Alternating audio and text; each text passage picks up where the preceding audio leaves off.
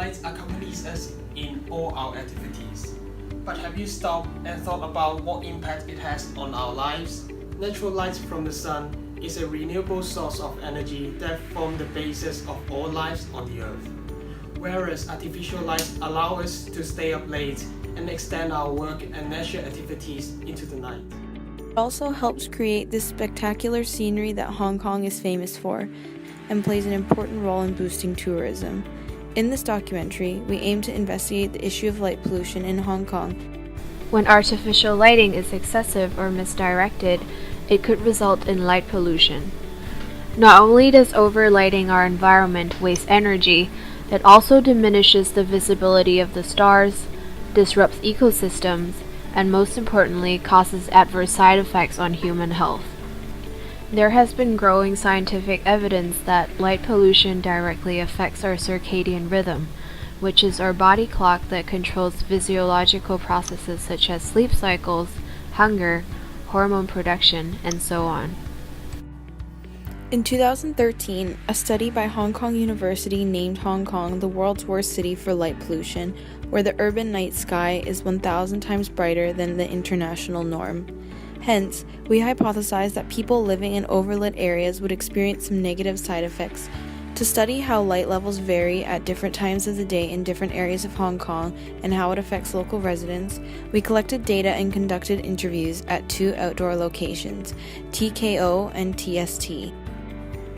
TST is one of the major commercial districts and tourist hubs in HK, with a wide range of office buildings, shopping malls, and hotels. On the other hand, TKO is one of the 9 new towns developed more recently by the Hong Kong government. Land use is mainly residential with a few industrial estates. Compared to that of TST, population density in TKO is relatively low.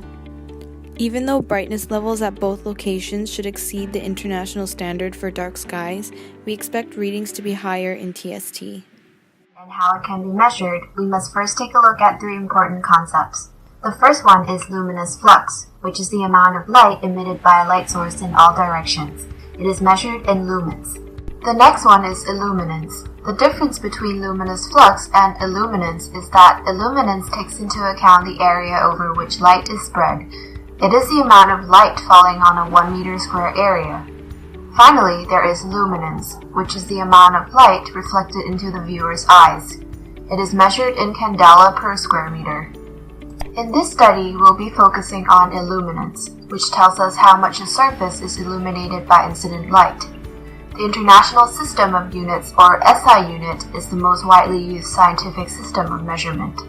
The SI unit for illuminance is lux, which is also equal to 1 lumen per square meter. Typical illuminance levels at different times of the day are shown in the following table. The outdoor illuminance level is approximately 10,000 lux on a clear day. By contrast, it could drop to 0.0001 lux on a dark, overcast night. For our experiment, we measured the illuminance levels of TKO and TST. Lux levels indoors and outdoors were taken, and the difference in illuminance levels before and after sunset were also recorded. The residential areas of TKO and TST are compared, as well as the commercial areas of the 2 respective areas. A smartphone app was used in our data sampling. The lux level was measured using the back-facing camera as it had a higher resolution, and the phone was held parallel to and about 1 meter away from the ground. At each respective location and time, 3 samples were taken, each 10 meters apart. The average lux level is then taken. In addition to measuring illuminance levels, we also interviewed people who either live in or frequent the 2 areas.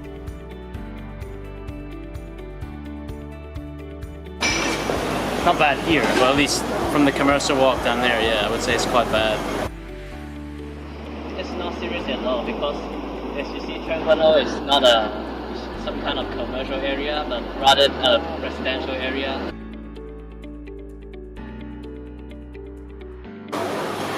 The recreational aspect of, just looking up at the sky.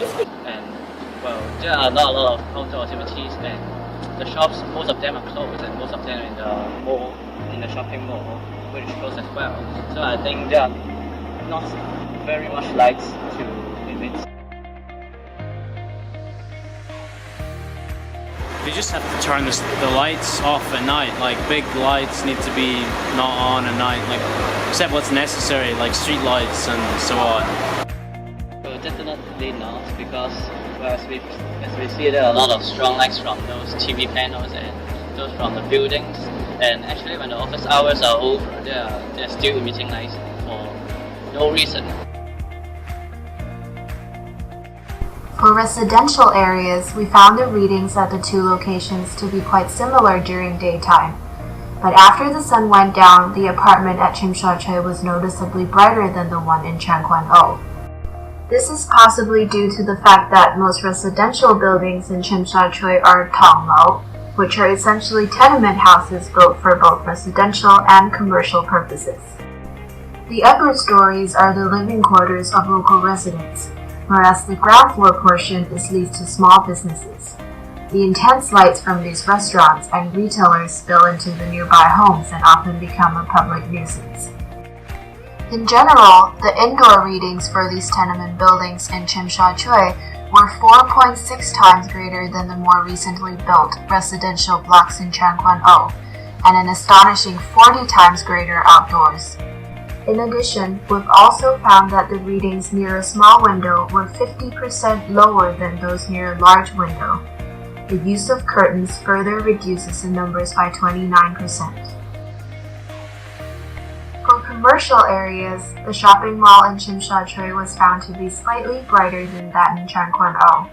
However, the difference became much more pronounced at night.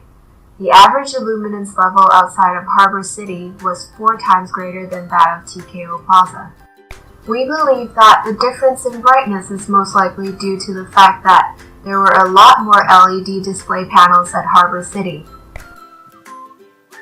All of the interviewees, as well as the reference articles, all agree that the light pollution in Hong Kong is a serious problem.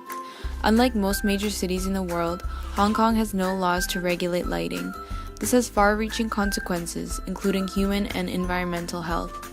Although the lights are an important tourist attraction, there are some changes that could be implemented to protect the city against excessive light pollution. Reducing the number, size, and light intensity of bright advertisements and signs, as well as shortening the duration they are on for, can lower light pollution levels in Hong Kong.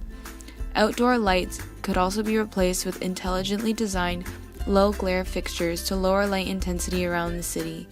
Introducing government regulation to curb light pollution will positively influence individuals and society as a whole.